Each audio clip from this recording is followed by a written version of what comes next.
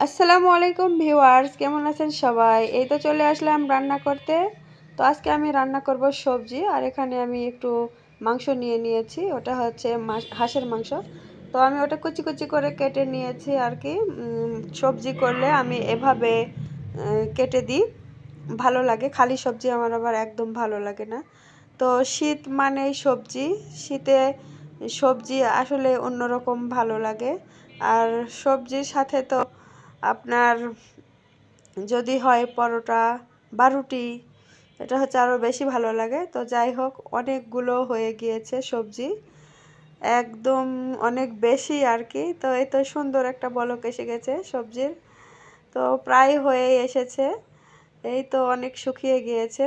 তো অবশ্যই সবজি যাদের পছন্দ কমেন্ট করে জানাবেন সবজি শীতে কেমন লাগে খেতে। আল্লাহ হাফেজ সবাইকে।